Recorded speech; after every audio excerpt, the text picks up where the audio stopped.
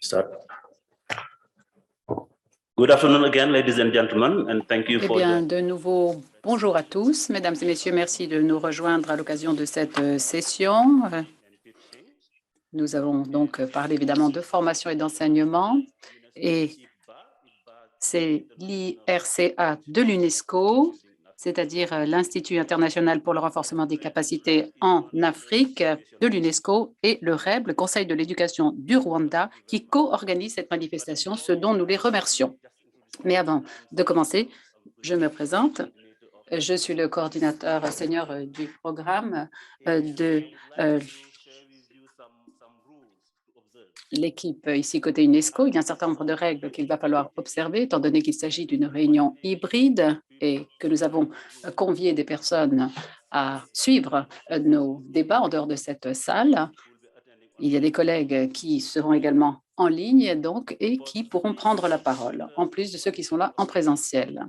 Pour que nous puissions tous nous entendre correctement, j'aimerais vous demander de bien vouloir éteindre vos micros lorsque vous ne vous exprimez pas, et il en va de même pour vos caméras. Mais lorsque vous prendrez la parole, vous pourrez à ce moment-là activer à la fois vos vidéos et vos caméras et vos micros. Pour ceux d'entre vous qui nous suivez à distance, vous pouvez également poser vos questions dans la section chat. Et notre collègue David partagera avec nous vos commentaires et vos observations. Nous avons également à nos côtés une collègue qui participera aussi à ce travail d'animation des débats, Christine. Et nous sommes heureux de pouvoir recevoir en personne Monsieur Nelson, le directeur général du Conseil de l'éducation du Rwanda, le REB. Nous sommes ravis d'avoir Monsieur à nos côtés. Nous avons également Nicolas, son collègue, et Christine, Nicolas Albouz et Christine. Et de l'autre côté de la table, nous avons donc David qui vient de côté UNESCO, et vous serez assisté par notre collègue Kevin qui se trouve également parmi le public. Merci de votre présence. Alors, le titre tout d'abord de cette session, il s'agit de la formation des enseignants et de leur développement grâce aux compétences numériques et à l'apprentissage libre et ouvert. Pour pouvoir discuter de cet important sujet, nous avons invité un certain nombre de participants de la société Blackboard et d'autres sociétés qui viennent de pays tels que la Gambie et le Nigeria.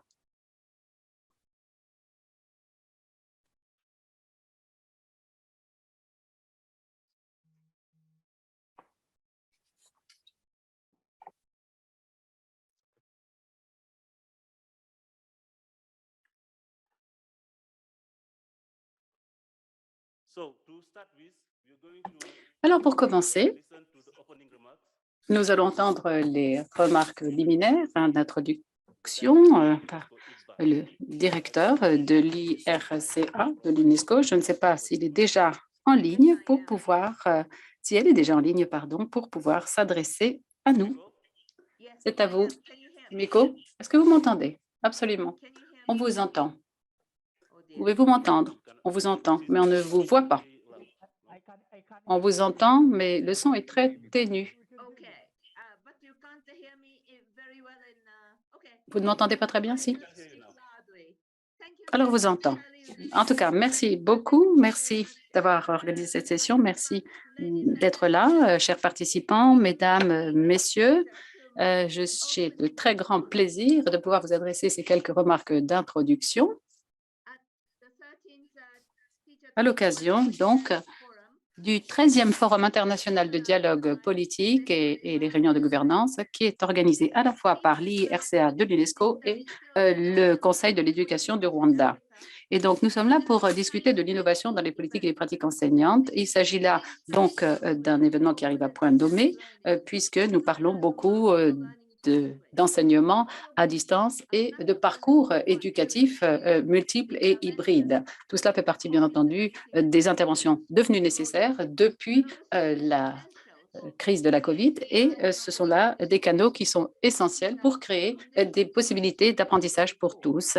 Et c'est bien entendu là les conditions de la réalisation de l'ODD 4. Cette pandémie a soudain demandé du volontarisme des différents parties prenantes de différents secteurs. Il faut avoir des compétences numériques pour pouvoir mener à bien nos activités quotidiennes. Et bien entendu, les les enseignants n'ont pas fait exception à la règle. Les écoles ont fermé, les étudiants sont restés à la maison et ce défi a forcé les éducateurs et les praticiens à mettre en place des solutions en ligne, mais avec un risque dans le sillage de tout cela, c'est que ça exacerbe bien sûr la fracture socio-économique et éducative. Il y a beaucoup de professeurs et d'enseignants qui n'ont pas accès à des appareils numériques, qui n'ont pas accès à Internet et qui donc sont un petit peu laissés de côté ou à la traîne. C'est une question tout à fait importante, notamment avec beaucoup d'acuité en Afrique. La demande de compétences numériques, de modalités en ligne et de parcours d'apprentissage très diversifiés, cette nécessité est encore plus impérieuse en Afrique. Bien entendu, l'Afrique n'est pas habituée à dispenser ses cours en ligne. Les professeurs sont habitués aux modalités en présentiel. Et il n'y avait pratiquement aucune intégration des TCI dans les systèmes éducatifs, en particulier en Afrique. Donc l'UNESCO et les autres partenaires qui travaillent au développement ont dû travailler auprès des ministères de l'Éducation et des États membres en Afrique pour pouvoir développer des systèmes de gestion en ligne qui soient justement en phase avec les réalités de terrain dans ces différents pays. Mais ça ne suffirait pas, ces efforts, bien entendu, si les professeurs ne sont pas formés à l'usage de ces nouveaux systèmes de gestion des apprentissages. Il ne faut pas oublier, bien entendu, la question de la fracture socio-économique et éducative. Alors, il y a des familles en Afrique qui, bien entendu, ne peuvent pas acheter pour leurs enfants ce type de dispositifs et d'appareils numériques. Et encore une fois, on va parler des différentes opportunités et des parcours d'apprentissage multiples, divers et variés pour que personne ne reste à la traîne, indépendamment des conditions socio-économiques. C'est ainsi que nous pourrons, comme on l'a vu, achever et réaliser plutôt l'ODD 4. Mesdames et messieurs, je souhaite partager avec vous ici quelques bons exemples de travaux qui ont été réalisés par l'UNESCO en collaboration avec d'autres partenaires, comme le partenariat global pour l'éducation et bien entendu les bureaux régionaux de l'UNESCO en Afrique. Nous verrons également au Rwanda et au Cameroun des exemples réussis. Nous avons développé une plateforme qui s'appelle Imagine Learning Africa avec le financement justement du partenariat mondial pour l'éducation et c'est surtout pour les pays en Afrique de l'Ouest. Il y a en fait 8 modules de TCI et 2 cours généraux pour dispenser des compétences numériques auprès des enseignants et auprès des concepteurs pédagogiques. Deuxièmement, grâce au secrétariat de la CEDEAO, nous avons travaillé, nous, l'UNESCO, avec 15 pays d'Afrique de l'Ouest. Un module donc qui sert ces parties prenantes. Et nous avons travaillé également avec les bureaux régionaux de l'UNESCO et la CEDEAO a développé également des modules pour les enseignants également en Afrique de l'Est. Il s'agit là des compétences du 21e siècle qui sont nécessaires pour les professeurs dans le domaine de la formation et de l'enseignement technique et professionnel. Enfin, il y a également le programme du candidat libre en Rwanda qui doit être noté et également un autre programme au Cameroun qui ont permis d'inscrire un certain nombre de personnes qui ont pu effectivement passer les examens et que ce soit formel ou non formel, ce sont les mêmes diplômes qui ont été délivrés. Il y a 24 000 professeurs au Rwanda qui ont pu acquérir ou améliorer leurs compétences numériques grâce à ce programme. Le programme a également permis à des enseignants de familles à faible revenu dans le domaine non formel d'avoir des sanctions qu'ils n'auraient jamais eues autrement. Mesdames et messieurs, chers participants, ces compétences doivent être développées pour répondre de plus en plus à ce besoin impérieux de multiplier et d'améliorer les compétences des enseignants pour qu'il y ait des parcours d'apprentissage multiples. Il faut vraiment saisir à bras le corps cette possibilité. Je suis sûre que vous profiterez bien de cette session qui est organisée par mes collègues et partenaires et vous profiterez également des sessions et des idées innovantes et créatrices qui nous aideront à avancer dans notre quête de réalisation de l'ODD 4 et de plus grands accomplissements à la fois en Afrique et à l'échelle planétaire. Je vous souhaite vraiment tout succès pour cette session absolument enthousiasmante. Merci de votre attention. Merci. Merci, Dr Yumiko. Ici, côté UNESCO, merci d'avoir partagé avec nous les grandes réalisations du REP, du Conseil de l'éducation du Rwanda, de la CEDEAO et d'autres organismes en Afrique. C'est vrai, on a besoin de faire encore beaucoup plus parce que le problème est énorme. Les défis sont très importants, mais cette activité, cette manifestation, cette réunion fait vraiment partie justement de ces efforts pour trouver des solutions justement pour répondre à ces besoins. Nous l'avons déjà dit, nous avons parlé de la fracture numérique qui était énorme et il faut que nous puissions la traiter de manière efficace, faute de quoi nous ne serons pas en mesure de réaliser l'ODD 4. Et comment y parvenir? Eh bien, il faut développer les compétences numériques parmi tous les membres de la communauté éducative et plus particulièrement parmi les enseignants. Et c'est la raison pour laquelle nous avons invité un certain nombre d'experts à nos côtés aujourd'hui pour nous parler précisément de cette question. Nous avons en fait trois grands sujets à traiter cet après-midi à l'occasion de cette session.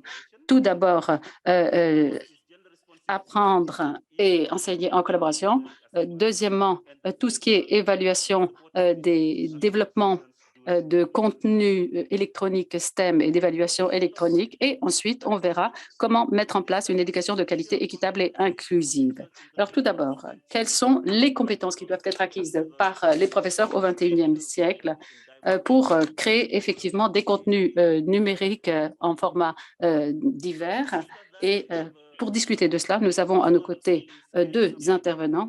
Tout d'abord, nous allons parler du développement rapide de la culture numérique des enseignants avec l'un de nos partenaires, Nicolas Albouz, qui vient de la société Blackboard, et c'est lui qui va pouvoir partager avec nous son expérience.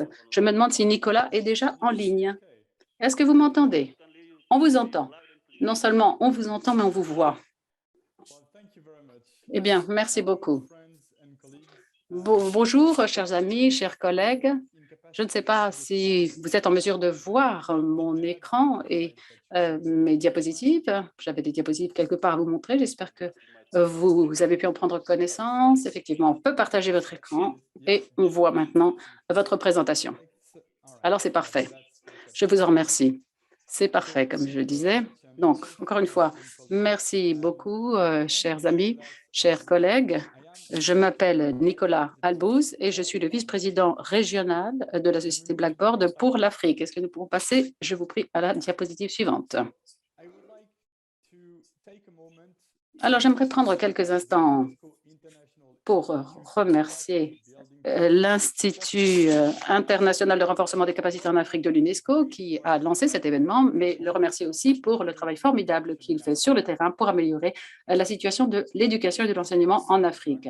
Alors, au cas où vous ne connaissiez pas Blackboard, nous sommes un leader mondial dans l'enseignement à distance. Il y a plus de 100 000 professeurs et apprenants que nous accompagnons chaque jour dans plus de 90 jours. Nous sommes au carrefour entre l'éducation d'une part et la pédagogie d'autre part. Est-ce que nous pouvons passer à la diapositive suivante, je vous prie?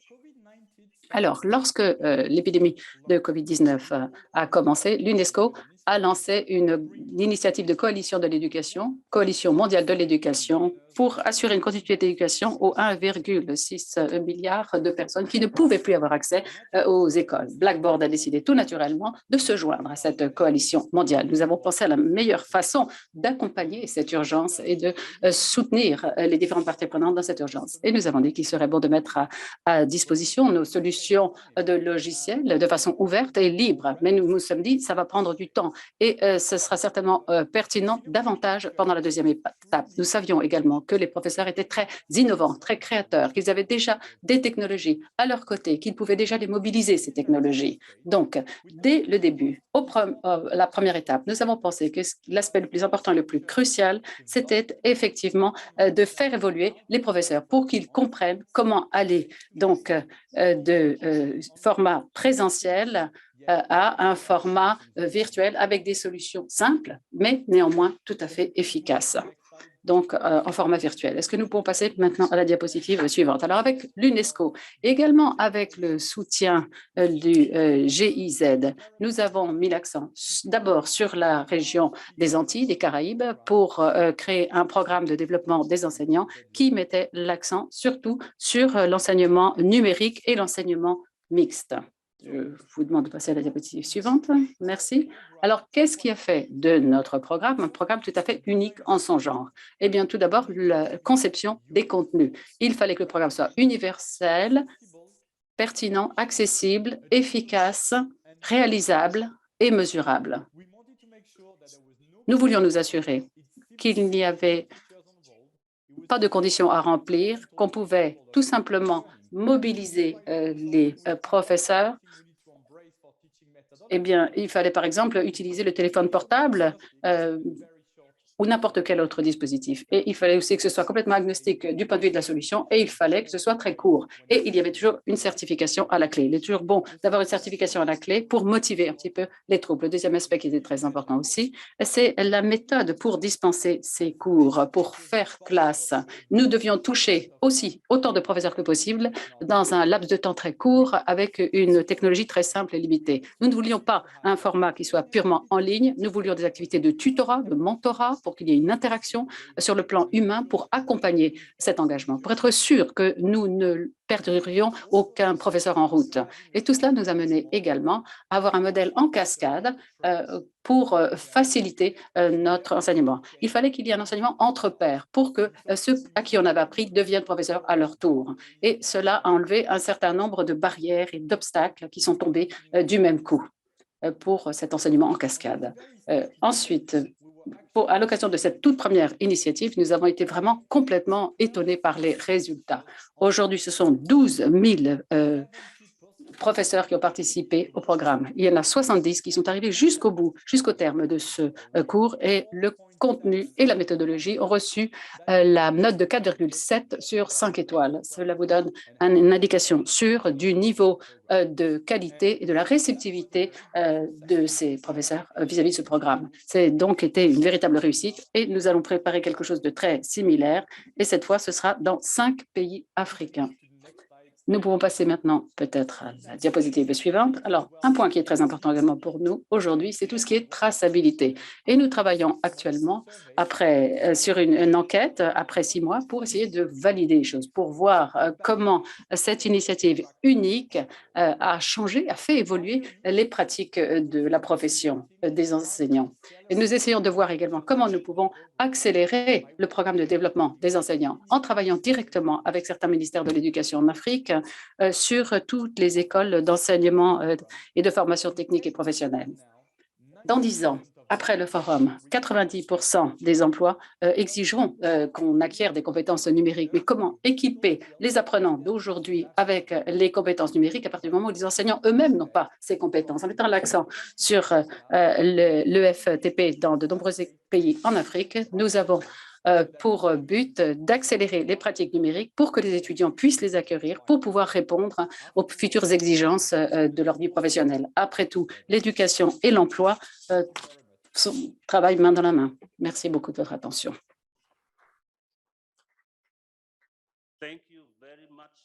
Merci, Nicolas, d'avoir partagé cette expérience dans le cadre de votre collaboration avec l'UNESCO, le GIZ et d'autres partenaires. Et merci aussi d'avoir partagé tout ce que vous avez pu accomplir et les résultats démontrent tout ce que vous avez pu faire dans ce domaine. Et nous le voyons également sur le terrain. Nous voyons que les pratiques changent et évoluent de façon positive. Donc, merci, Nicolas. Nous reviendrons sûrement vers vous avec les questions de notre public en ligne et ici présent. Nous allons désormais aborder la question du développement de contenu numérique et des compétences de collaboration. Et c'est Dr Temetchen Engida, qui est spécialiste des TCI au sein de l'UNESCO ICPA, qui va vous présenter cela. Êtes-vous avec nous? Oui, bonjour. Bonjour, vous avez la parole. Merci beaucoup.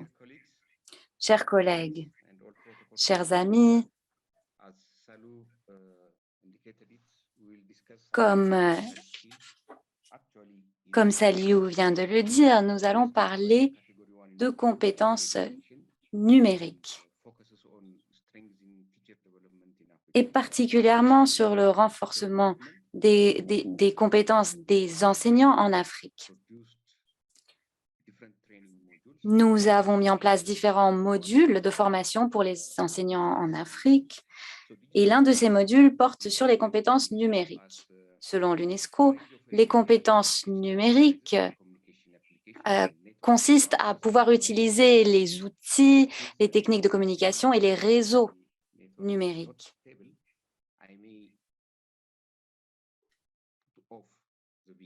Excusez-moi, j'éteins ma vidéo car j'ai l'impression que ma connexion est instable. Et donc, ces outils, ces compétences numériques permettent de partager des contenus numériques, de communiquer et de résoudre des problèmes, que ce soit dans un cadre professionnel ou à des fins d'interaction sociale. Comme vous le savez, aujourd'hui, les apprenants sont très familiers des outils numériques. Mais les enseignants ne sont pas forcément formés à l'utilisation de ces technologies. Et cela peut avoir un impact sur la confiance qu'ils ont en eux-mêmes en tant qu'enseignants. Et donc, pour répondre à cela, nous avons développé un certain nombre d'interventions, par exemple, avec l'irruption de la pandémie. Nous avons essayé de mettre en place des programmes d'apprentissage à distance pour les enseignants, afin que les enseignants soient en mesure d'enseigner en ligne et leur présenter les différents outils qu'ils pouvaient utiliser. Nous nous sommes rendus compte qu'il leur fallait développer leurs compétences numériques. Et nous avons insisté dans l'un des modules sur la création de contenu et sur les compétences de collaboration. Et 5000 enseignants en Afrique de l'Ouest, à ce jour, ont participé à ce module de formation. Et l'une des composantes principales, je vais vous l'expliquer. Donc, quand les étudiants ne se retrouvent plus, il leur faut tout de même pouvoir travailler ensemble. Et il faut que les enseignants puissent mettre en place des moyens, des plateformes pour que les étudiants puissent travailler ensemble. Deuxièmement, les images jouent un rôle très important dans l'enseignement et donc le développement de contenus multimédia peuvent permettre de répondre aux différents types d'apprentissage. Donc, comment créer des contenus visuels et la capacité à utiliser également les contenus vidéo est très importante également et permet de complémenter l'aspect audio.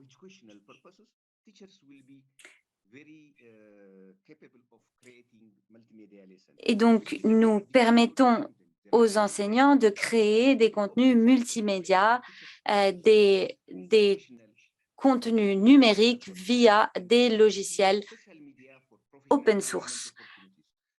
Il y a également la capacité à utiliser les réseaux sociaux. Ces jours-ci, nous sommes nombreux à utiliser les réseaux sociaux, mais pas tellement dans les contextes éducatifs. Donc, comment y parvenir? Les enseignants peuvent utiliser leur téléphone portable, par exemple, pour utiliser les réseaux sociaux à des fins éducatives. Je vais vous demander de conclure, s'il vous plaît. Vous avez 1 minute. Oui, pas de problème. La capacité à faire des recherches sur Internet est également très importante. Car quand on met un mot-clé dans un moteur de recherche, on a accès à une immense quantité de contenu et il peut être difficile pour les enseignants de filtrer tous ces contenus. Lorsqu'on enseigne à un niveau primaire, par exemple, la ludification de l'enseignement est importante. Comment enseigner par le jeu. Et donc, c'est ce genre de choses que nous proposons par notre formation. Merci. Merci beaucoup. Merci, Dr. Temetchen, d'avoir partagé cette expérience sur l'apprentissage ouvert en ligne, vos capacités à développer les compétences des enseignants, leur capacité à développer des contenus audio, vidéo et basés sur le jeu. Les TCI sont très importantes aujourd'hui. Nous faisons face à de nombreux défis dans le contexte de la pandémie notamment. Et donc, nous reviendrons certainement à cela. Nous allons parler désormais des contenus STEAM sensibles au genre, le développement des contenus et l'évaluation en ligne. Et donc, d'un côté, nous allons entendre des meilleures pratiques qui nous viennent d'Éthiopie et du Ghana. Des enseignants et des formateurs d'enseignants ont pu bénéficier d'une formation afin qu'ils puissent développer des compétences numériques applicables à l'apprentissage des filles dans des filières STEAM. Et nous allons également aborder la question de l'évaluation de l'apprentissage pendant la crise. Et donc, tout d'abord, le docteur Temetchen Njida va nous parler de son expérience. Si vous êtes toujours là, la parole est à vous. Merci. Donc, comme vous le savez, les femmes ont vu des progrès immenses dans le domaine de l'emploi ces 50 dernières années, que ce soit en entreprise ou dans d'autres contextes. Cependant, dans les filières scientifiques, les femmes sont encore en retard. Et c'est pour cela que l'ICPA a proposé une formation au Ghana et en Éthiopie, ainsi que des projets de formation dans 6 pays africains sur le fait de rendre attractifs les filières STEAM aux filles. Donc, il s'agit des sciences, des technologies, de l'informatique et des mathématiques. Et nous nous sommes rendus compte qu'il serait important de créer des contenus adaptés. Et donc, nous avons cherché à aider les enseignants à développer des contenus d'apprentissage en ligne et également de développer une évaluation en ligne.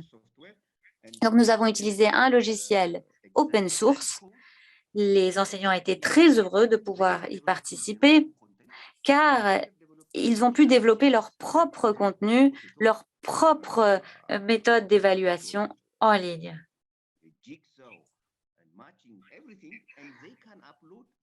Et les enseignants ont pu ensuite téléverser leurs évaluations dans leur plateforme Moodle ou quelle que soit la plateforme qu'ils utilisent. Il s'agissait d'évaluations formatives où les enseignants pouvaient faire un retour immédiat. Et donc, les élèves savaient immédiatement si les réponses étaient justes ou pas. Et il ne s'agissait pas là de juger les élèves, mais de les aider. Et donc, tous ces aspects-là font partie de nos modules de formation.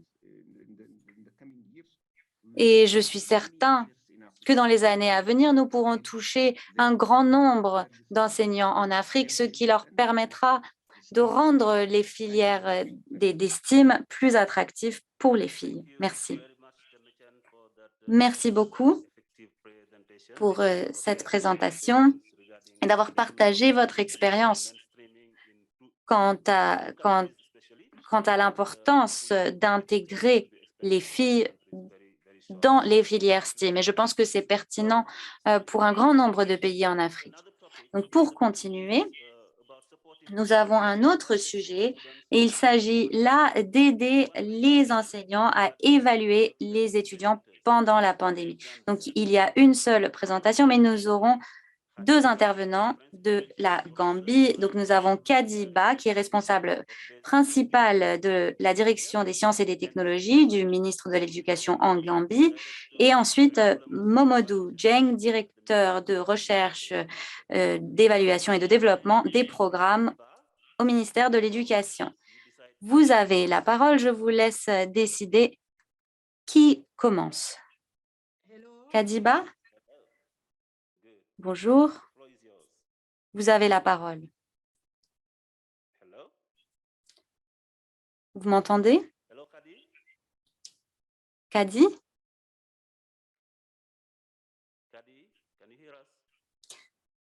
Kadi, est-ce que vous nous entendez? Oui, bonjour. Bonjour Kadi. Comment allez-vous? Très bien, merci. Merci de me donner cette occasion de présenter nos travaux sur l'évaluation pendant la pandémie. Donc, je prends la parole au nom de l'équipe gambienne. Vous avez 5 minutes. Merci. Merci. Slide suivante, s'il vous plaît.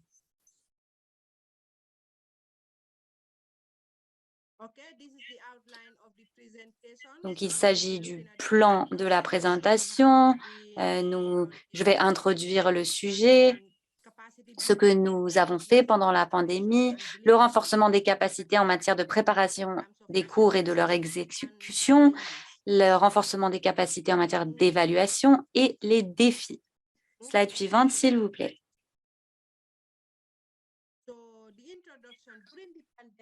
Et donc, pendant la pandémie en 2020, la Gambie proposait des cours par le biais de la radio et de la télévision, car les écoles étaient fermées, les élèves étaient à la maison et nous n'avions d'autre choix que d'utiliser la radio et la télévision. Et toutes les radios et télévisions communautaires ont été mobilisées à cette fin. Donc, nous avions 5 chaînes de télé et 23 radios communautaires que nous avons donc mobilisées pour cela grâce à divers partenaires, la Banque mondiale, l'UNICEF, UNESCO et d'autres partenaires. Et certains enseignants utilisaient également les groupes WhatsApp pour enseigner et rester en contact avec leurs élèves. Certains cours pouvaient être dispensés par la télé ou grâce à la radio, mais d'autres, par exemple en CE1 ou en CE2, avaient besoin d'interagir différemment avec leurs élèves et mettaient en place des groupes WhatsApp. En Gambie rurale, il y a parfois un manque de réseau et des régions où on ne capte pas non plus la radio. Et dans ce cas-là, les enseignants ont dû mettre en place d'autres types de solutions. Les enseignants qui ont été sélectionnés pour ce projet d'apprentissage à distance avaient déjà suivi des formations sur le contenu et la pédagogie. Donc, nous avions identifié des enseignants et comme il nous fallait agir rapidement et qu'il nous était difficile d'identifier les enseignants avec qui travailler, nous avons cherché à impliquer ceux qui avaient déjà bénéficié de ces formations. Pendant la première phase, nous avons dispensé des cours en mathématiques, en anglais, en biologie, en physique et en chimie, donc en allant à tous les niveaux.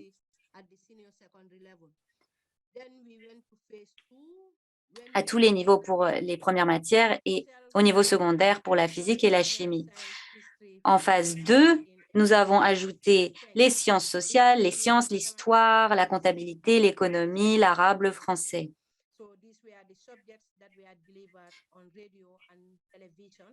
Donc, il s'agissait des matières que nous avons pu dispenser par la radio et la télévision. Et en phase 3, nous avons développé des fiches de travail pour accompagner ces cours. Et enfin, en phase 4, 5 et 6, nous avons pu introduire d'autres matières comme la science agricole, la géographie et d'autres matières. Diapo suivante, s'il vous plaît. Donc, en termes de renforcement des capacités, nous avons soutenu ces enseignants dans la préparation de leurs cours ainsi que dans l'exécution. Donc, nous les avons aidés à utiliser les outils numériques. La plupart n'avaient pas réellement développé de culture numérique. Nous avons des experts des TCI avec nous et ils ont pu aider ces enseignants à utiliser des tableurs et d'autres types d'outils. Et nous avons pu aussi les aider à développer des évaluations formatives sur PowerPoint ou en utilisant des outils tels que le Smart Notebook. Et donc, nous avons aidé les enseignants à développer ces évaluations formatives et à insérer du texte, des graphiques, des images et ainsi de suite. Kadi, est-ce que vous pourriez conclure, s'il vous plaît?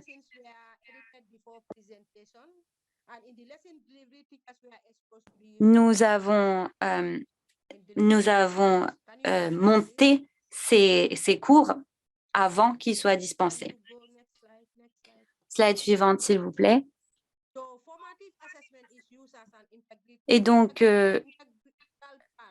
l'évaluation formative fait partie intégrante de l'exécution des cours. Des fiches ont été développées, imprimées et mises en ligne sur une plateforme pour les étudiants afin de complémenter les leçons qui ont été dispensées par la radio, la télévision et en ligne. Et nous avons accompagné les enseignants à toutes les étapes, l'utilisation des tableurs, la création et l'utilisation des fiches. Diapo suivante, s'il vous plaît. Quelques défis que je souhaitais aborder. Donc, je vais... Eh bien, voilà quelques-uns des défis que nous devons relever. Je vais les passer en revue à partir du bas. Les signaux de radio et de télévision. Nos signaux de télévision, parfois, ne sont pas tout à fait appropriés.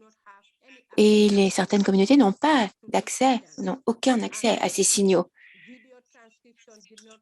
La vidéo transcription n'a pas tout à fait compensé et parfois nous avons eu recours à l'audio, à des solutions audio et donc parfois ceux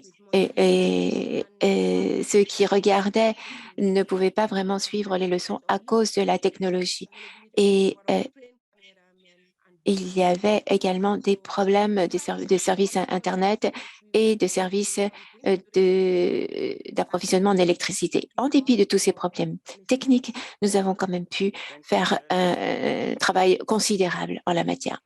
Merci énormément, Kadi. Merci, Kadi, pour cette intervention absolument brillante.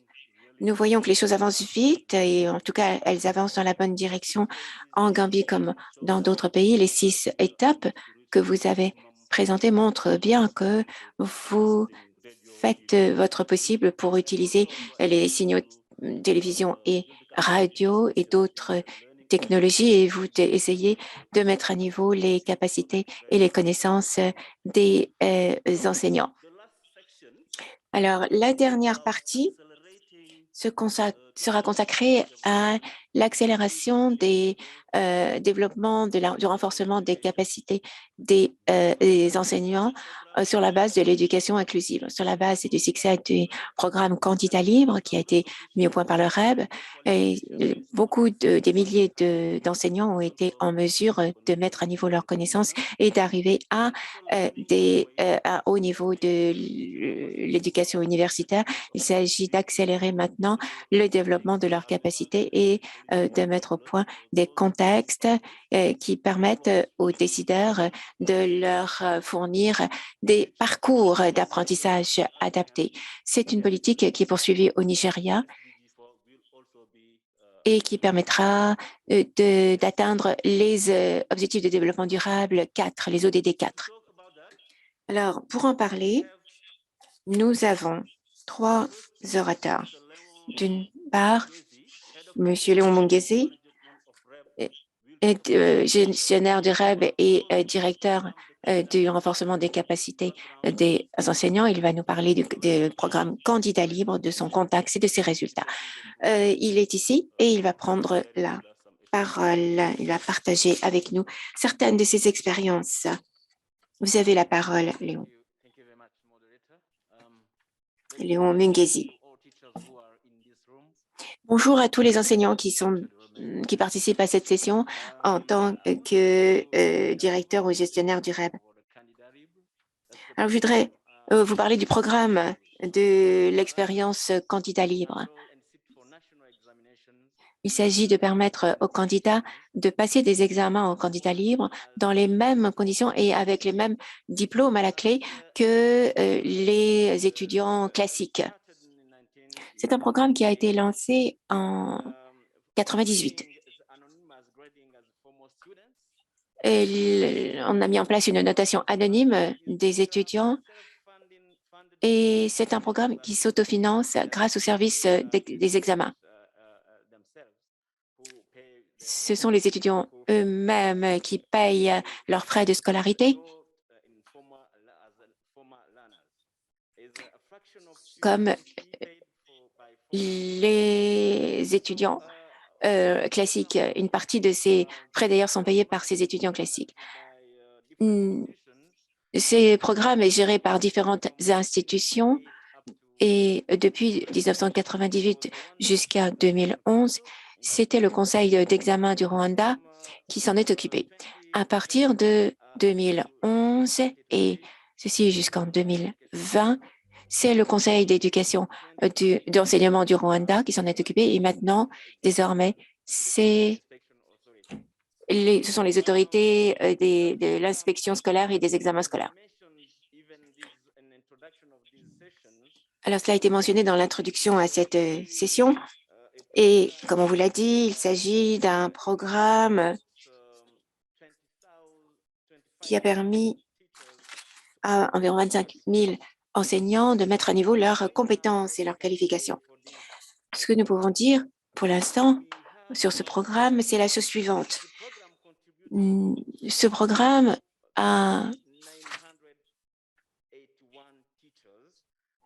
donc été 24 981 enseignants à atteindre un niveau supérieur dans l'enseignement. Alors, je souhaite être bref et je voudrais passer la parole à mon collègue qui va vous expliquer ces nouveaux parcours d'apprentissage. Merci. Est-ce que vous m'entendez? Alors, Bernard, merci. Merci à Bernard pour les informations et les statistiques qu'il nous a données. Ce programme est vraiment efficace. Alors, Bernard travaille à UNESCO ICBA, mais il connaît fort bien ce programme des candidats libres parce qu'il y a contribué.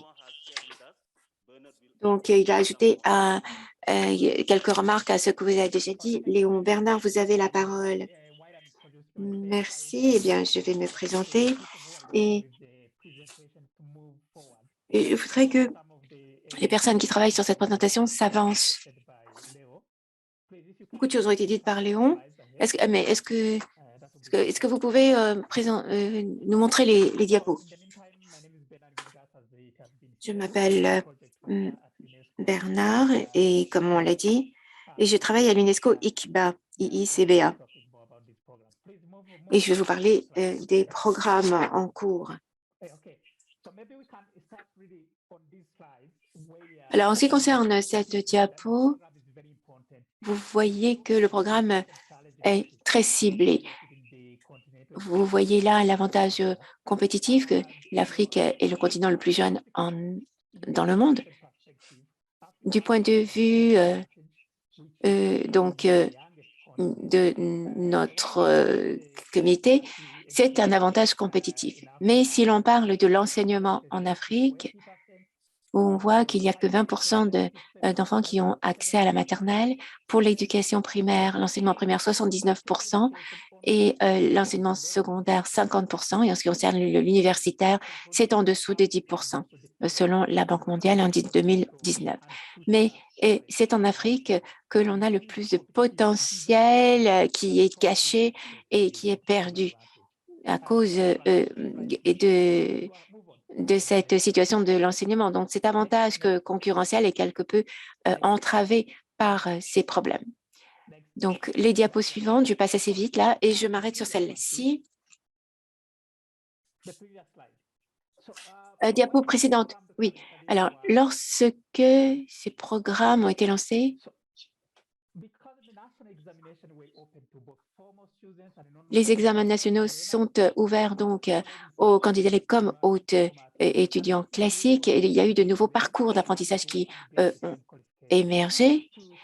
Et outre l'apprentissage scolaire, il y a des programmes de rattrapage qui ont été lancés dans certaines régions. Et par exemple, dans certaines écoles, il y a des programmes pour le week-end où l'on permet aux étudiants de préparer leurs examens. Il y a également des possibilités de préparer les examens à son propre rythme. Donc, un petit peu un apprentissage autogéré. Et les étudiants classiques donc participent à cet apprentissage et les étudiants externes également, ils peuvent même passer des examens pour bénéficier d'un enseignement universitaire. Diapo suivante. Bien, merci Bernard. En ce qui concerne le rôle pivot joué par les enseignants dans ce programme, ce que l'on peut dire ici, c'est que en ce qui concerne les examens, le développement des connaissances, pour la notation des examens, eh bien, on peut dire que ce sont des enseignants qui font cela et ils ont été sélectionnés pour ce faire. Ce que nous pouvons ajouter en ce qui concerne ce programme, c'est que cela a eu un impact considérable sur les enseignements. Il faut reconnaître que de telles opportunités d'apprentissage doivent être élargies afin de permettre cet apprentissage et cette opportunité à tous les gens qui le souhaitent et afin d'atteindre les ODD.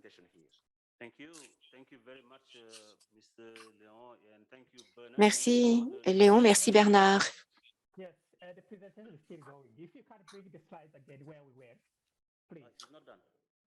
Ah, vous n'avez pas terminé, Bernard. Pardon. Oui, je voulais parler des parcours d'apprentissage. Et on pourrait revenir sur cette diapo que je vous montrais peut-être.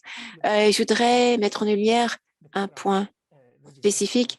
Pourquoi est-ce que ce programme était très ciblé en ce qui concerne sa durabilité, enfin le caractère durable de ce programme? Est-ce qu'on pourrait revenir sur une diapo? Vous m'entendez? Est-ce qu'il y a quelqu'un qui gère les diapos? Ou je peux le faire moi-même. Parfait. Parfait. Non, la suivante, s'il vous plaît.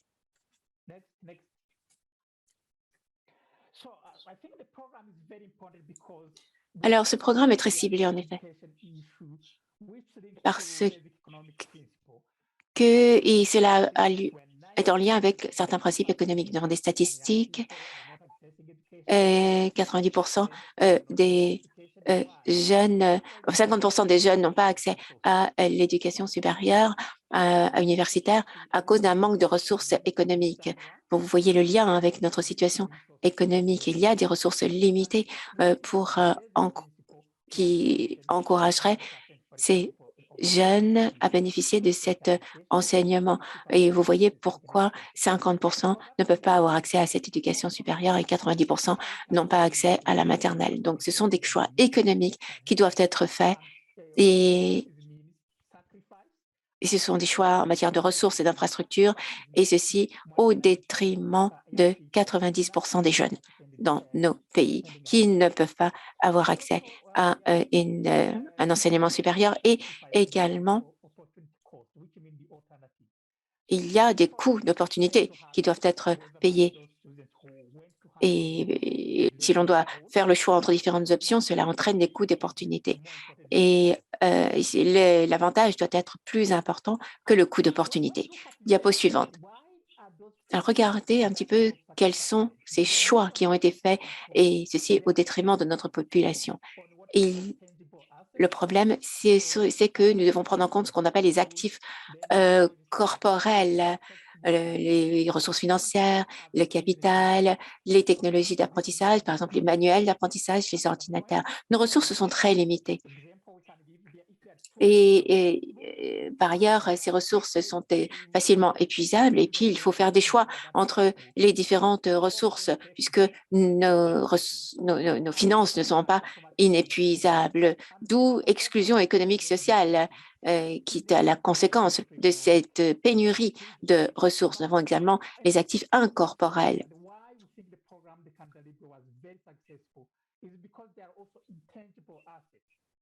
C'est pour ça d'ailleurs que nous avons quand même pu mettre en œuvre ce programme avec succès. Donc, actifs incorporels, avec une volonté politique très forte pour renforcer ces politiques qui sont des catalyseurs, et également une volonté, une détermination à apprendre. Bernard, vous pourriez conclure en 1 minute, s'il vous plaît? Oui, je vais essayer. Alors, ces actifs corporels et incorporels n'entrent pas en compétition les unes avec les autres. Et nous passons rapidement en revue ces diapos. Je voudrais souligner quelles sont les meilleures pratiques qui sont apparues. Comment est-ce que l'on peut promouvoir l'innovation même dans des contextes d'enseignement normaux? Il faut faciliter la création de parcours d'apprentissage multiples. Nous avons des exemples ici sur la manière dont les pratiques qui ont été mises en œuvre sont des pratiques innovatrices. Nous avons là le Edinburgh Business School qui a mis en œuvre de nouveaux programmes pour les personnes qui apprennent les maths, par exemple. Et vous voyez de nouveaux parcours d'apprentissage qui permettent, par exemple, à certains de pouvoir autogérer leur apprentissage et à pouvoir bénéficier d'apprentissage en ligne ou en présentiel. Et c'est ce type de parcours que nous avons mis en place. Et bien sûr, ces étudiants bénéficient du même nombre d'heures d'apprentissage et également peuvent avoir accès au même diplôme. Vous avez encore 30 secondes, pas plus. Oui, merci. Eh bien, ce sont des opportunités que nous avons mis en place pour ces étudiants, et l'Afrique, en fait, s'est rendu compte que les parcours d'apprentissage sont extrêmement importants. Et vous voyez que la mobilisation des ressources a été importante. Nous nous sommes concentrés sur les ressources nationales qui sont disponibles en Afrique, et aussi nous nous sommes concentrés sur la possibilité d'avoir accès aux manuels scolaires, et nous avons mis en place des cadres de qualification pour ces parcours d'apprentissage. En bref, nous espérons que ces parcours seront en mesure d'aider les jeunes Africains à avoir un accès à l'éducation, et ceci pour tous les Africains, sans exception, grâce à nos ressources. Merci, c'est la fin de ma présentation. Je vous redonne la parole. Merci, Bernard. Et merci, Léon. Vos deux interventions étaient très complémentaires. Merci beaucoup. Alors, le dernier sujet, politique au Nigeria et réalisation des ODD. Ceci sera présenté par le professeur Josiah Adiboy, qui est le directeur général du Conseil des enseignants au Nigeria. Je vous donne la parole, professeur. Professeur?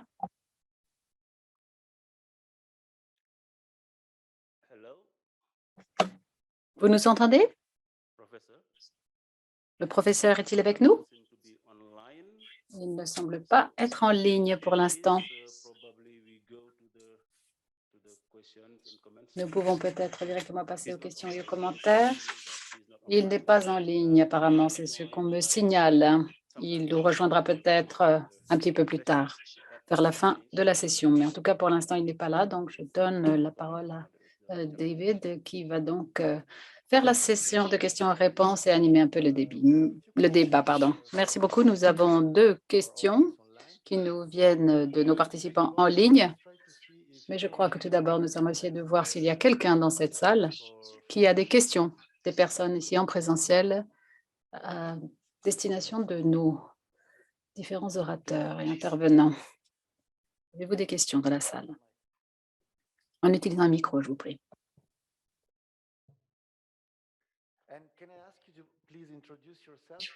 Est-ce que vous pouvez aussi vous présenter avant de poser vos questions? Dites-nous de quel pays et de quelle organisation vous venez. Bonjour, Betesate, je viens d'Ouganda, je suis présidente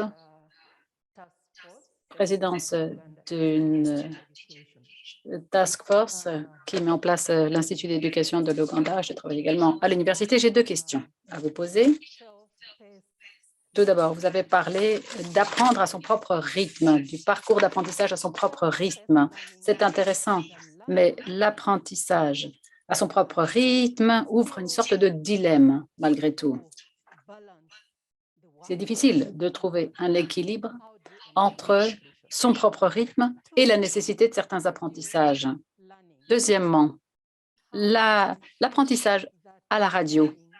Comment vous assurez-vous que cet apprentissage est suffisamment inclusif pour s'inquiéter notamment de ceux qui souffrent de déficits visuels, auditifs ou qui ont des besoins spéciaux, comme on dit, à partir du moment donc, où vous dispensez les cours par radio interposée.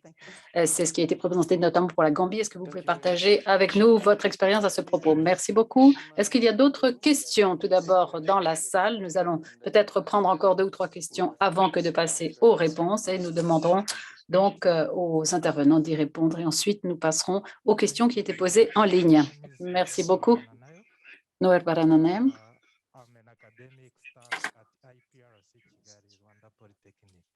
Je travaille à l'Institut Polytechnique au Rwanda et je suis membre donc du corps enseignant. À l'occasion donc de la propagation de la pandémie de COVID, nous avons été en mesure et nous avons été obligés en fait de rester à la maison. Nous n'avons pas eu d'autre choix. Un certain nombre d'écoles ont été fermées. Nous étions donc supposés dispenser nos cours et évaluer nos étudiants en ligne, en format virtuel. Mais pour ceux qui enseignaient dans des instituts de formation technique, ce sera intéressant d'avoir un retour d'expérience de leur part. Comment ont-ils pu, en fait, et faire cours en ligne et comment ont-ils pu évaluer leurs élèves? Parce que nous avons besoin d'apprendre des bonnes pratiques. Est-ce qu'ils ont été en mesure de le faire? Moi, j'ai mené à bien une étude justement pendant cette période de la pandémie, parce que nous avions certains élèves qui nous ont dit qu'ils n'avaient pas été en mesure donc de participer à ces cours en ligne, qu'ils n'avaient pas pu participer non plus à des examens ou à des évaluations.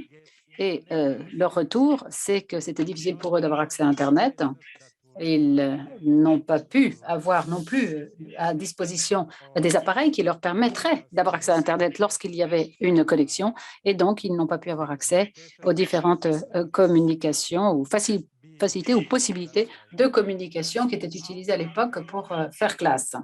Donc, ma question est la suivante. Il faut par exemple des compétences pratiques pour ce qui est de la formation technique.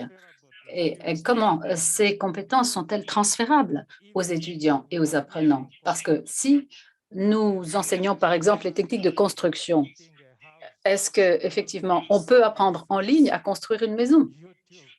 Est-ce qu'on peut utiliser YouTube ou d'autres tutos en ligne pour apprendre ces techniques constructives, notamment? On peut utiliser peut-être un enseignement mixte, mais lorsque c'est complètement en ligne et complètement virtuel, c'est plus difficile. Donc, j'aimerais savoir effectivement comment ce concept du virtuel a pu être applicable pour la formation technique et professionnelle en ligne pendant la pandémie. Quelles ont été les expériences en la matière? Prenez un micro, je vous prie. Vous pouvez peut-être aussi utiliser le micro qui est devant vous si vous disposez d'un tel micro.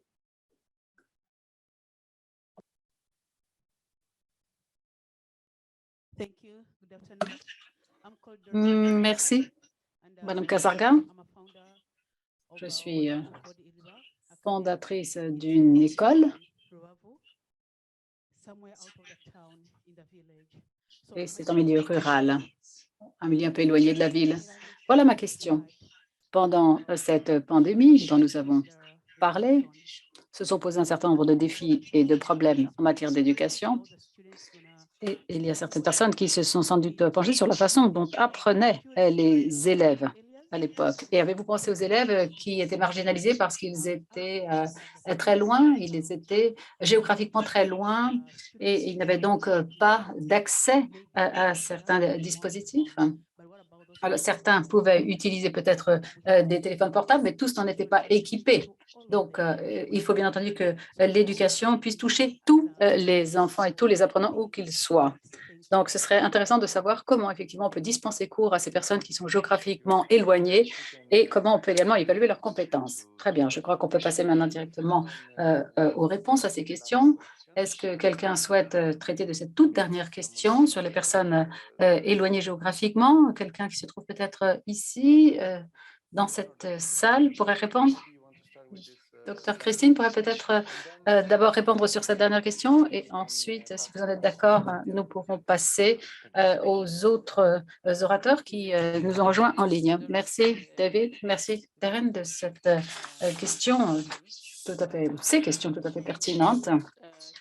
Alors, il faut effectivement atteindre les enfants qui se trouvent loin dans des zones rurales très éloignées. C'est un sacré défi, tout simplement parce qu'on n'a pas à disposition certains contenus numériques, ces contenus numériques qui ont donc largement été utilisés à l'occasion de la fermeture des écoles. Donc, comment dispenser ces enseignements? Et notamment pour l'enseignement de base, qu'est-ce qui a été fait pour pouvoir mettre à disposition un contenu inclusif? Qu'a-t-on fait? Eh bien, on essaie de diversifier les capacités et les contenus donnés aux utilisateurs finaux. Et dans ce cas, c'est plus de 75% des zones rurales qui ont pu au moins avoir accès et utiliser des téléphones mobiles. Téléphones mobiles qui ne sont pas des smartphones, mais ce sont des téléphones mobiles qui peuvent au moins avoir accès aux SMS, qui peuvent envoyer des SMS. Donc, nous avons travaillé sur les contenus, sur la diversification de ces contenus, et nous avons essayé de faire la synthèse de notre initiative. Et on voulait qu'en l'espace de 5 SMS, on puisse, par exemple, faire cours. 5 SMS sont envoyés et c'était le contenu d'un cours. Et ces 5 SMS sont ensuite suivis de 3 SMS qui contiennent la fiche d'évaluation de ces élèves une fois les connaissances acquises. Donc, on a essayé de tirer des leçons de cette initiative et on essaie de l'étendre à d'autres champs. Maintenant, pour ce qui est donc des cours à la radio, quelqu'un parlait de dispenser des cours à la radio. Effectivement, avec la couverture radio, la radio n'est pas écoutée de tous. Il y a des personnes qui ont des problèmes des problèmes de surdité. Donc, effectivement, là, ça peut être difficile si c'est à la radio. Du coup, le contenu est également dispensé à la télévision, où là, c'est plus visuel pour les personnes qui sont atteintes de surdité. Donc, d'autres canaux ont été utilisés. Grâce à la télévision, nous avons été en mesure d'ajouter le langage des signes, la langue des signes, quelqu'un qui peut voir mais ne peut pas entendre pour ainsi suivre cet enseignement grâce à la langue des signes et voir effectivement ce qu'il y a à montrer, ce qui fait l'objet de la démonstration en l'occurrence. Donc, le contenu doit être mis à disposition grâce à des dispositifs qui ne sont pas numériques.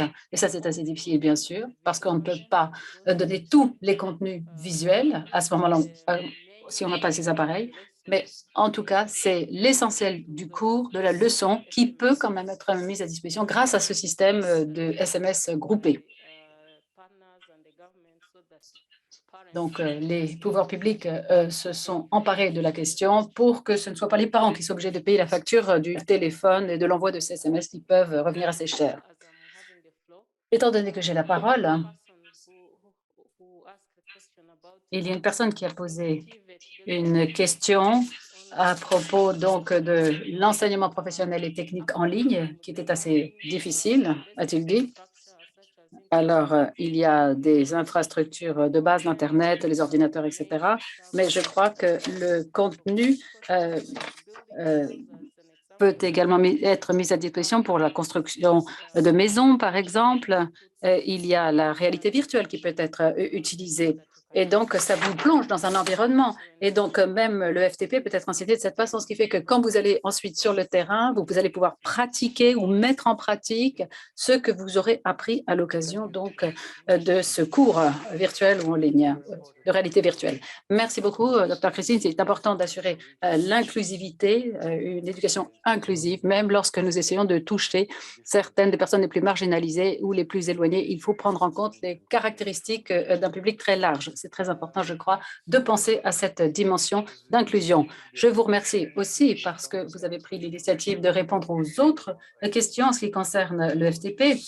C'était justement une question que j'allais vous poser moi-même sur l'enseignement et la formation technique et professionnelle qui peut être aussi dispensée en ligne. Nous allons passer maintenant à certaines des autres questions qui ont été posées par nos participants en ligne, si vous le permettez. Il y a par exemple cette question qui concerne l'évaluation de l'utilisation et de l'usage des TCI en Gambie, plus particulièrement. C'est une question posée par M. Philippe Decomo, qui vient d'Afrique du Sud, et il vous pose cette question. Est-ce que cette évaluation a utilisé une évaluation autre que les choix multiples? Et si tel est le cas, comment ça a été fait? Est-ce que ça a porté ses fruits, cette évaluation, en utilisant les TCI? Est-ce que ça a fonctionné et selon quel format? Et puisque vous allez nous répondre, Adiba, peut-être pouvez-vous nous dire également quel est votre avis en ce qui concerne l'utilisation de la radio pour faire classe, pour dispenser les cours. Oui, merci beaucoup de cette question. Je vais commencer peut-être par la toute dernière question. C'était la question qui concerne la radio. Nous avons différents modes. Nous avons la radio, nous avons la télévision pour faire cours, pour dispenser ces leçons. Et la télévision a été utilisée, on l'a vu, par ceux qui avaient des problèmes de surdité ou de compréhension. Et on a pu utiliser, comme on l'a vu, la technique des langues, du langage des signes qui a été utilisée et qu'on ne peut pas utiliser, bien entendu, à la radio. Et pour ceux qui ont des problèmes visuels et qui sont aveugles, on utilise à ce moment-là la radio et à ce moment-là, on écoute la piste audio et on n'a plus besoin d'avoir les visuels. Donc, on essaie de s'adapter au public.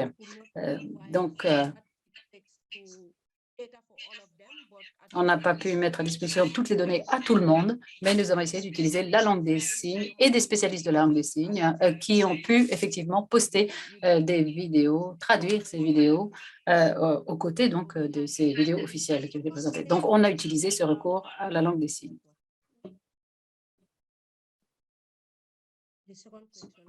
Il y avait une deuxième question. L'évaluation. L'évaluation grâce au TCI, l'évaluation. Nous avions la plateforme iLearn Gambia une plateforme qui fonctionne toujours. Le travail est toujours en cours actuellement, mais ce que nous avons fait, c'est qu'il y avait des questions à choix multiples qui étaient présentées sur cette plateforme et auxquelles il fallait répondre. Et ensuite, vous voyez les réponses. Lorsque vous avez une réponse, alors un exemple de cela. En général, donc, on répond. Une fois qu'on a répondu à la question, on vous présente la question suivante. Mais nous sommes toujours en train de construire quand même cette plateforme en ligne. Elle n'est pas aboutie. On y travaille toujours. C'est encore en cours de développement et nous avons commencé à télécharger un peu de contenu comme les questions à choix multiples auxquelles peuvent répondre les étudiants et on voit des réponses apparaître et on voit les évaluations. Si vous avez un certain nombre de faux, vous aurez 40% ou 50% en fonction donc de la réalisation de ce programme. Donc, c'est ce que nous sommes en train de faire actuellement. Et comme je l'ai dit, c'est toujours en cours. Merci beaucoup, Kadi. Comme le disait Bernard, l'une des questions a également été posée par Madame la présidente qui nous vient de l'Ouganda. Il s'agit de l'apprentissage autodirigé. C'est un outil puissant, mais il nécessite une certaine mesure de suivi et d'engagement. Comment faire dans ce cas-là, Bernard? Oui, merci beaucoup pour cette question. Est-ce que vous m'entendez? Oui, très bien. Est-ce que vous m'entendez? Oui. Je disais que c'était le contraire. L'apprenant se motive et dirige son apprentissage et non l'enseignant. Et ces apprenants non formels suivent cet apprentissage et quand ils se sentent prêts, ils vont à l'examen. C'est eux qui prennent cette décision. Et l'autre exemple, l'école de commerce d'Édimbourg, eh bien, il y a d'une part les étudiants en présentiel et d'autre part le programme d'apprentissage auto-dirigé.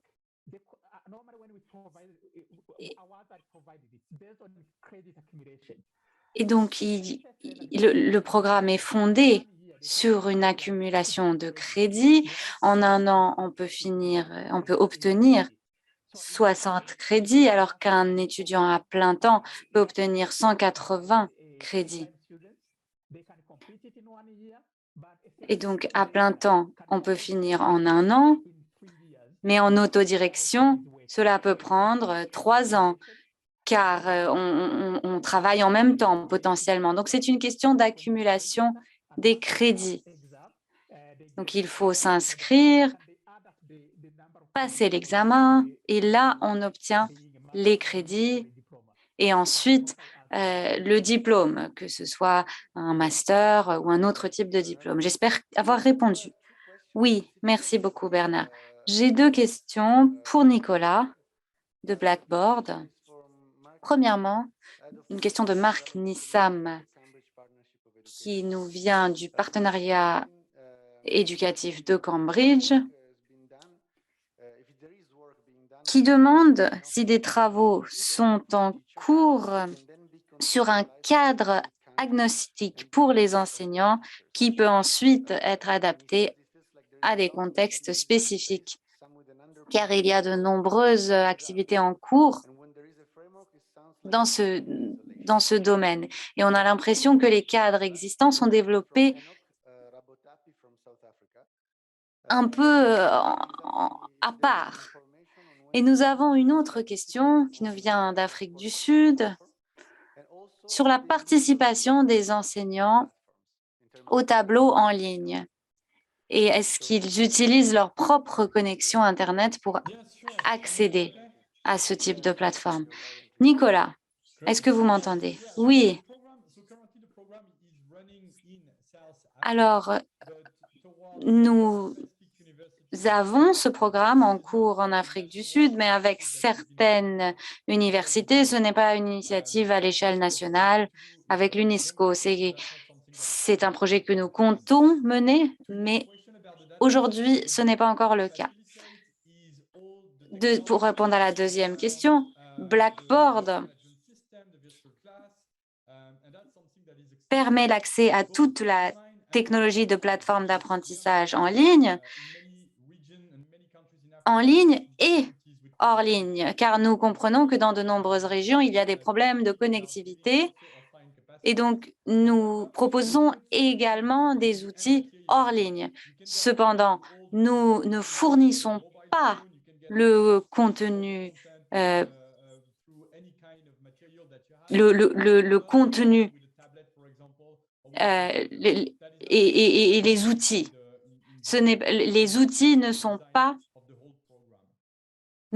compris dans la conception du programme. J'espère que cela répond à votre question.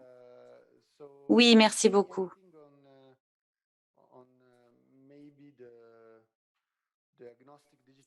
Avez-vous une réponse par rapport au cadre de compétences numériques agnostiques? C'est une question pour moi? Oui, c'est une question pour vous. Oui. Alors, de nombreuses institutions, de nombreux enseignants disposent déjà de solutions.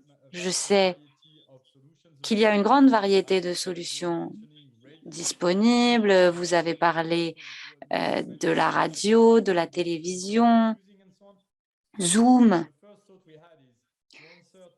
Mais nous sommes dit, pour répondre à cette urgence, nous devons permettre l'accès aux meilleures pratiques afin de pouvoir utiliser ces outils à des fins pédagogiques. Mais pour mesurer cet impact, mis à part les sondages, il pourrait être utile de fournir l'accès aux technologies afin que les enseignants puissent s'améliorer. Souvent, il est difficile de recueillir des données lorsqu'il y a pléthore de solutions différentes.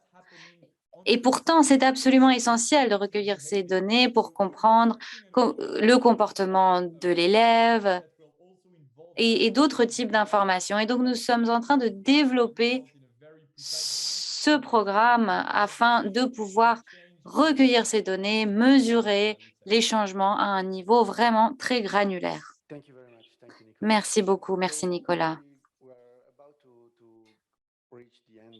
Alors, nous approchons de la fin de la session, mais nous avons encore quelques questions pour Teme Cheng et aussi pour Léon.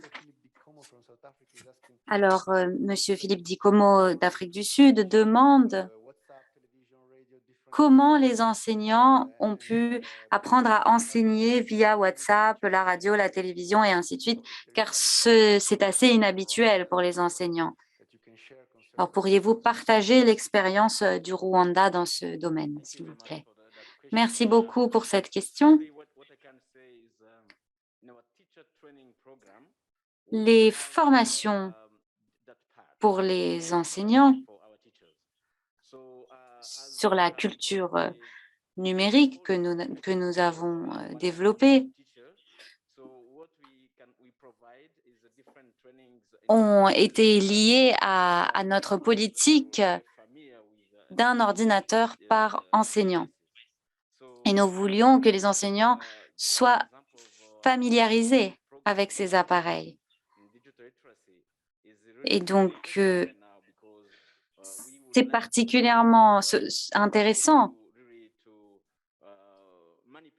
dans le cadre de nos efforts pour faire en sorte que les enseignants soient en mesure d'utiliser efficacement ces appareils.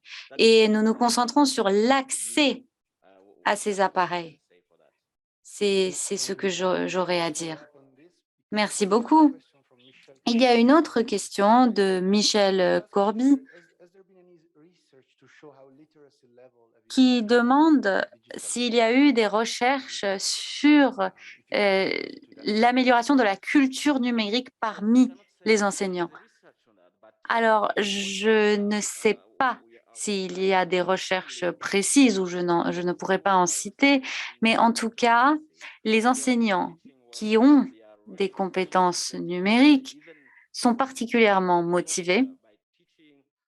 Quand on utilise un ordinateur pour enseigner, on voit une différence entre les enseignants qui n'ont pas bénéficié d'une formation et ceux qui en ont bénéficié.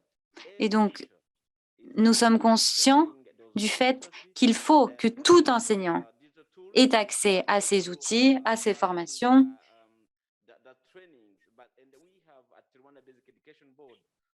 Et au sein de notre conseil de l'éducation, nous avons un département sur les TCI qui travaille sur la formation de ces enseignants, justement. Merci beaucoup. Merci, Léo. Et merci à Madame Christine. Dernière question pour Temecheng. Question posée par Atef Ahmed, qui est un consultant basé en Égypte, qui nous dit qu'il a toujours constaté que la majorité des enseignants ont peur d'utiliser les technologies numériques dans leur enseignement. Donc, comment surmonter la technophobie des enseignants?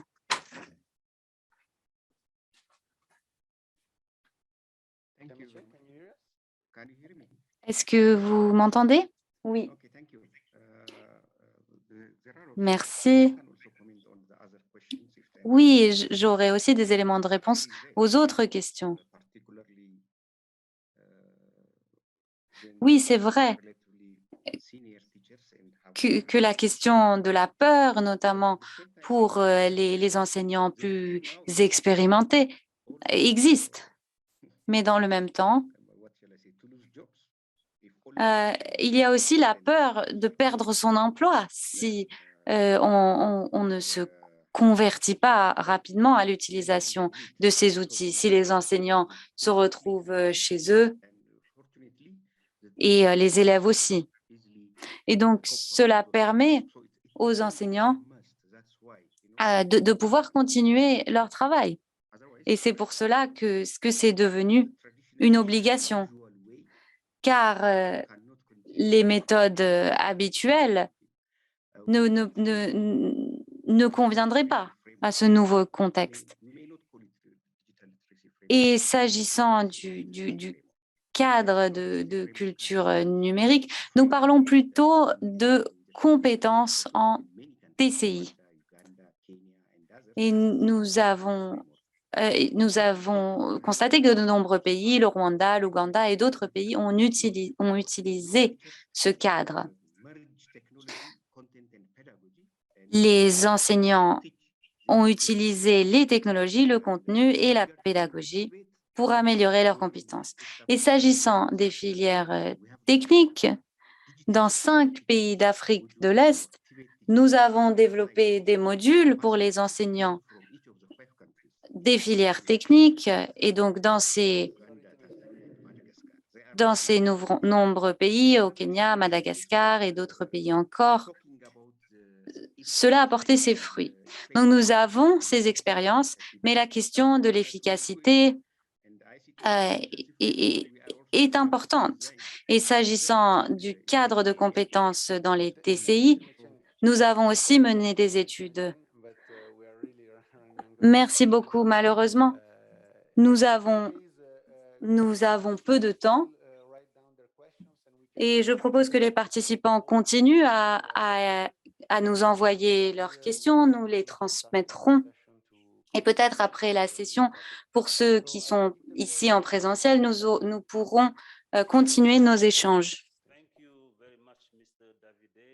Merci beaucoup, Monsieur Davidé, d'avoir mené à bien cet échange. Et merci à tous les participants de vos réactions.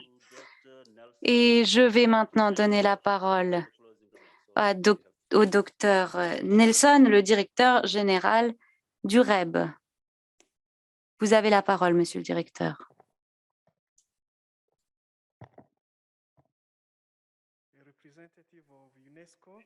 Chers représentants de l'UNESCO, représentants des ministères de l'Éducation, Mesdames et Messieurs, je souhaiterais vous remercier, de remercier les intervenants de l'UNESCO ICPA, le Conseil d'éducation du Rwanda, pour ce débat.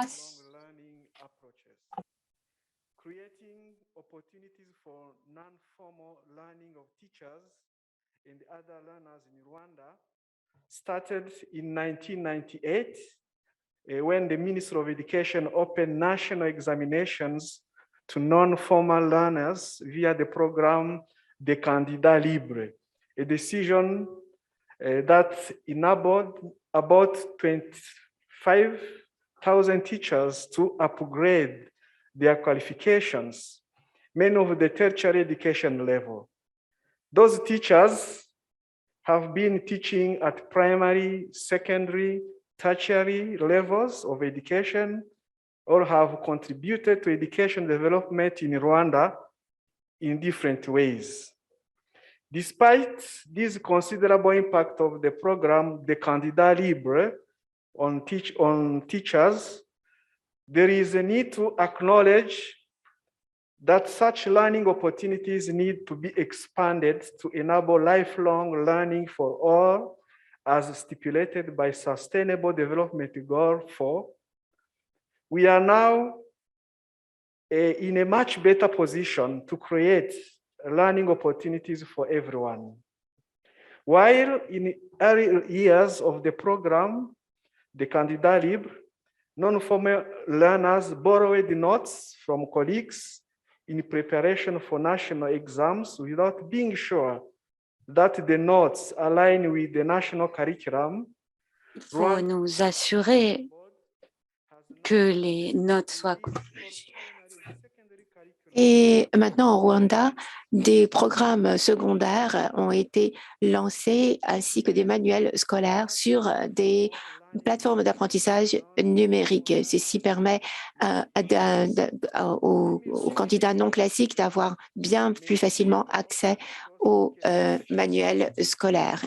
Et ceci peut être fait dans plusieurs secteurs. Nos collègues de l'UNESCO ICPA ont mis en lumière l'importance critique du développement des compétences numériques parmi les candidats, les enseignants et bien sûr les étudiants. Au Rwanda, le Conseil d'enseignement a travaillé en partenariat avec l'UNESCO et la Fondation Mascade et pour renforcer les compétences numériques des directeurs d'école et des enseignants et va ainsi continuer à travailler dans cette direction.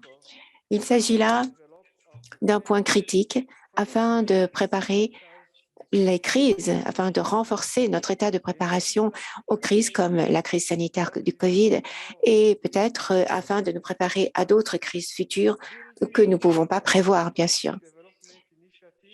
Sur la base d'initiatives de renforcement des compétences, le Conseil de l'enseignement du Rwanda et ses partenaires ont été en mesure de fournir aux directeurs d'école et aux enseignants des programmes de formation en ligne et également ont été en mesure de leur proposer des formations mixtes en présentiel et en ligne après la crise Covid.